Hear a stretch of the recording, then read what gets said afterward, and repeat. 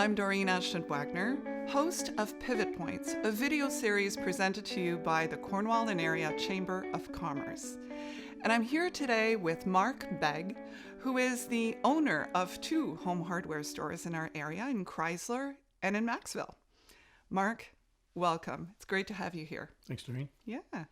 So to start us off, why don't you tell us a little bit about you, your professional background, and what do we need to know about Mark? Well, for the first part of my career, I spent 17 years with school busing and highway coaches, and more recently made a change to the hardware business, something that I think maybe was predetermined. I think it's in my blood. Okay. My great-grandfather actually bought the store in Crysler in 1923 and operated it with my grandfather until 1973. And I actually purchased the store back from the same owners that my grandfather sold it to. Oh my goodness. Okay. Yeah. And is the store at the same location? Same location, same building. Wow, yeah. That's quite the story. So there's the history. Awesome. And I mean, other than a family connection, what did you know about the hardware business? That's a good question. Whenever the business was sold in 73, the business had been offered to my dad as a natural succession plan, but Dad wanted something different.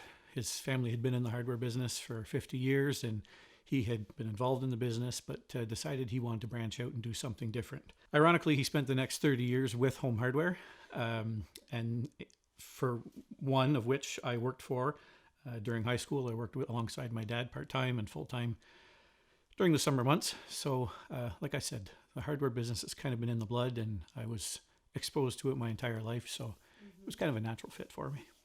So tell us a little bit about, I mean, these days, what are the challenges of running retail stores and two locations, in your case, no less? What are the challenges that you're facing?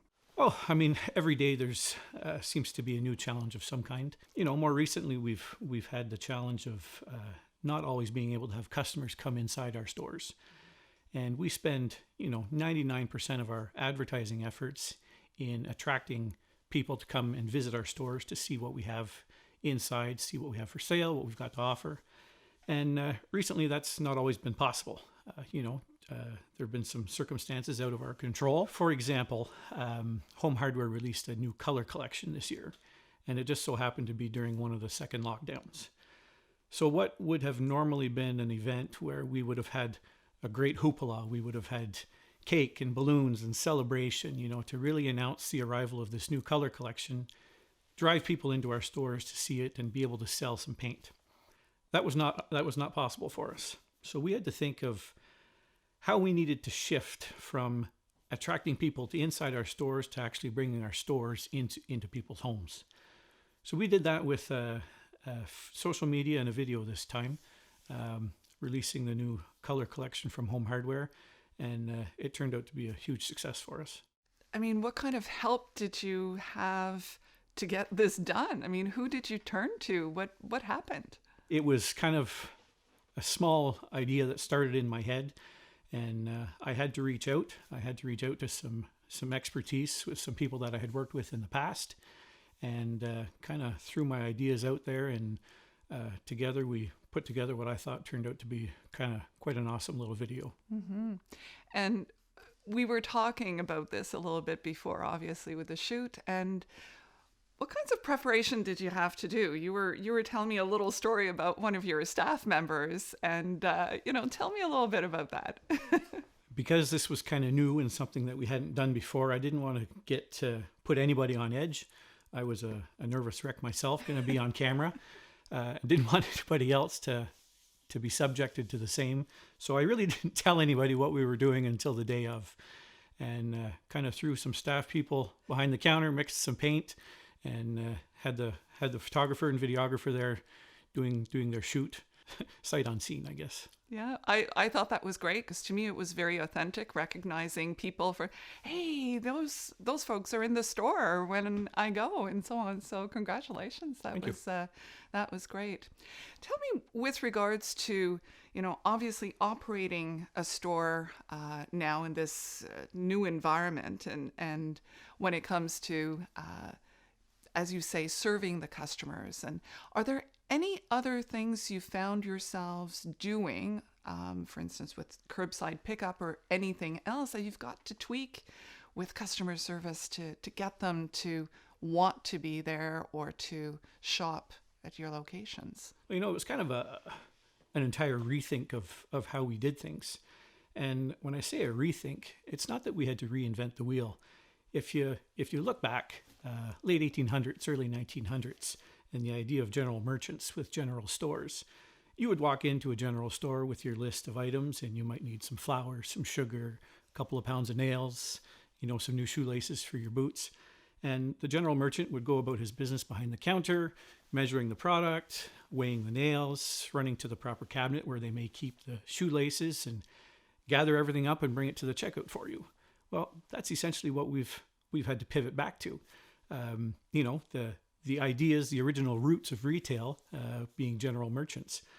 So, I have to say it was not necessarily reinventing the wheel, but just kind of remembering how we did things. And it worked back then, and it still worked for us now. What kinds of communication do you have to have with your staff when you're doing that sort of rethinking? Were there, any lessons that you learned through those difficult times to try to get your team on board and moving forward? Yeah, for sure.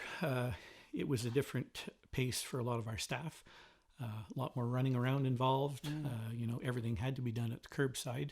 So there was a lot of behind the scenes encouragement to keep morale up and to keep people motivated to come to work and to be able to work in maybe some more challenging conditions than we had before.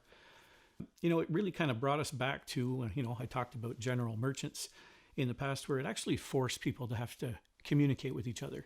Mm-hmm. At times customers come in, serve themselves, they check out quickly, and sometimes a high and buy is maybe all that they get. With the new challenges in place, it forced communication, hey, how are you? What are you working on? How can I help? We really had to revisit that idea of one-on-one communication, and I think it was good for our stores, reconnect with our local communities that we serve, and even though it was a challenge, I think we made the best of it. Mm-hmm. What about online sales? Because I know that I shopped online a whole lot, obviously, in the last year, and what kinds of support and that sort of thing are you getting both at the corporate level and with your team when it comes to shopping online? Yeah, so luckily, corporately, we had strong support from Home Hardware head office. Online shopping became a huge thing, especially over the course of this past year. We saw increases of 200% and 300% over, online shopping practices beforehand. So what was nice is that the customer could go online, pick out what they needed, submit their payment, and then their product would be delivered to our store, and they just had to come to curbside for pickup, and it was a seamless transaction. But again, reinforce that community connection with our customers coming back to our stores for their items. And now that you look back over the last year, are there any, lessons learned or words of wisdom that you would share with fellow business owners about making changes in their business, especially in a retail environment? What would you say to anyone who's listening out there? I think as human beings, we're creatures of habit. We like to do the same thing over and over. We get up at the same time in the morning. We have the same thing for breakfast. We go to work. We come home. We are creatures of habit. And I think as business owners, sometimes we fall into that rut of doing the same thing over and over again.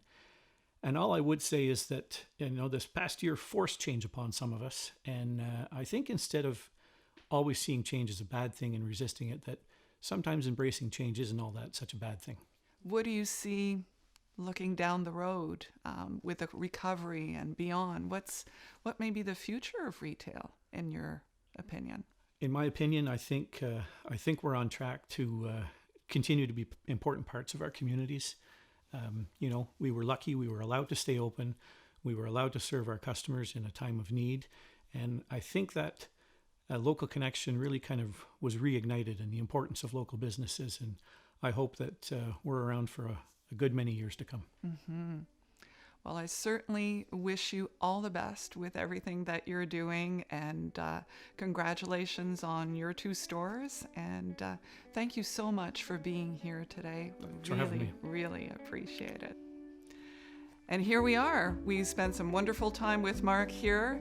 Thank you for listening on behalf of the Cornwall and Area Chamber of Commerce. Thank you for joining us for Pivot Points.